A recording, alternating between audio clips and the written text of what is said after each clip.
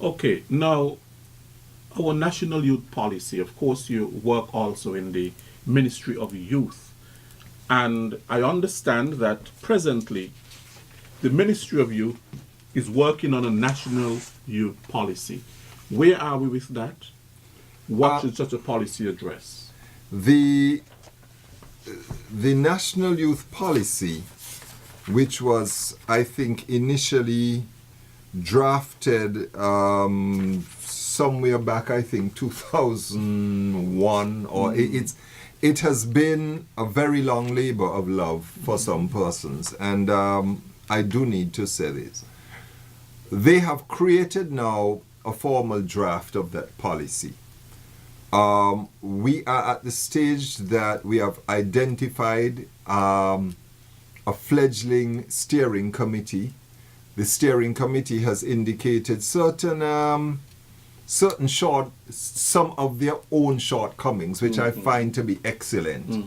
And so they are looking at expanding that steering committee, I think, to get a bit more private sector involvement. But in addition to that, they have also gotten the support of the United Nations Education, Scientific, Cultural Organization, UNESCO, and the Commonwealth Secretariat Office. And these organizations have pledged their support to help to guide not just the final creation and formation of the youth policy, but also the development of the strategic plan that goes along with it as well. So we do have right now a steering committee in place, and it is hoped that the policy can be finalized and delivered before the end of this year. Yes, it would be 15 years in the making, but if all goes well, it will be delivered before the end of this year. Yeah, but what should such a policy address? Well, what they have done is that they have looked at certain policy imperatives, strategic goals, such as, the how should youth impact and how should certain things impact youth, such as, patriotism, education, economic partnership, environment and sustainable development, volunteerism, civic, political participation. It's something that persons often don't like to hear. But we need to get our youth involved in politics in a positive manner so that politics can be a positive thing.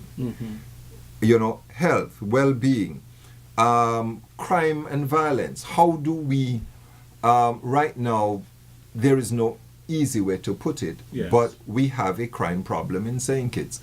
How does the youth policy address the decrease of this particular problem? Youth excellence.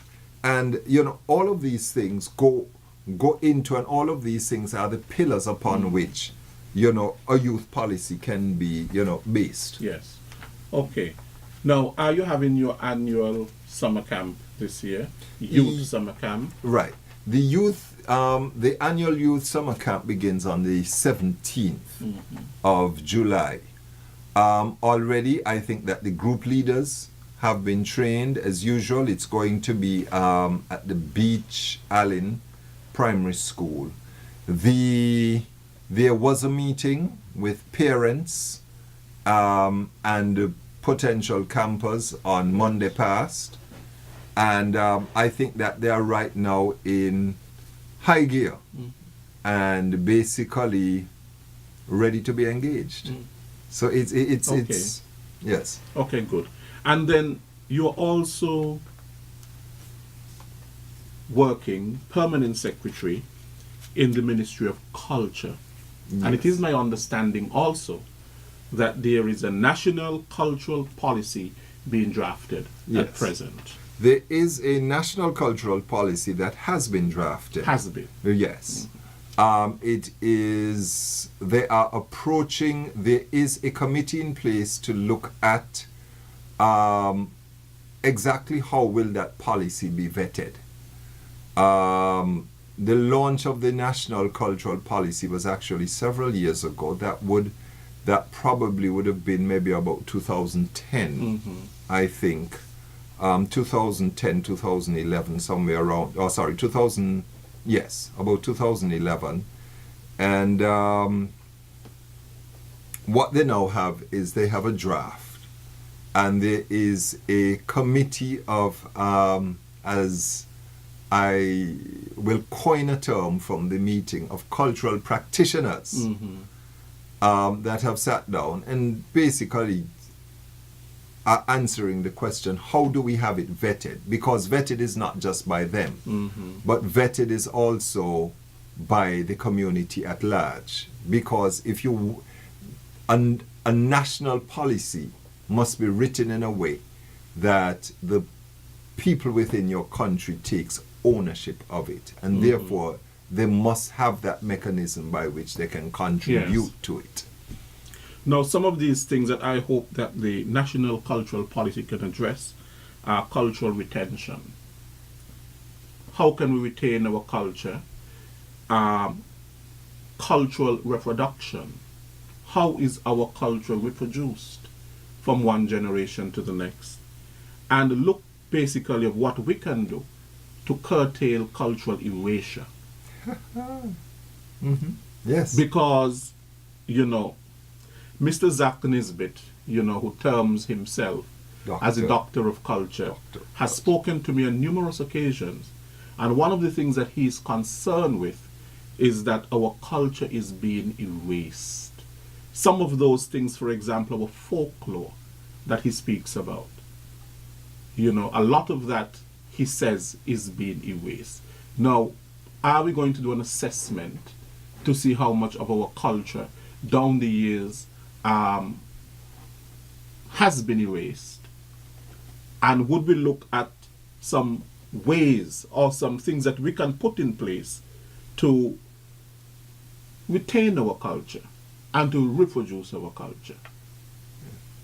Right. And what is our culture? I think those are the questions in a cultural policy. Right, and those are many of the questions that actually comes out, because the cultural policy basically has to guide and shape something that's very important, and that is that it has to guide and shape how do we define ourselves now, yes, based on the past, and therefore how will we define ourselves and who we become in the future. And that's very broad, but if you think of our music and the influences on our music, at one time we were a very strong calypso country. The question is, are we as strong on calypso now, or have we gone the route of so many things and we are now more soca than calypso? Our dance forms. If you were to say to a young person today, are you going to play mummy for carnival? They'll probably want to know, you want me to play a woman? Right. Because they don't understand mummy. They don't understand giant despair. They don't understand nigger business and all of this. And so right. And therefore, but it's even more than that. We see our historical sites being sold off, yes, some of it to foreigners because they are enamored and enthralled by being able to own an old sugar mill. Some of it are to persons who just want to knock them down, moreover, and create you know, a set of apartments, a supermarket, or something, you know. How do we capture, retain, and hold on, and even more importantly than that, and how do we get our people to understand the value of that?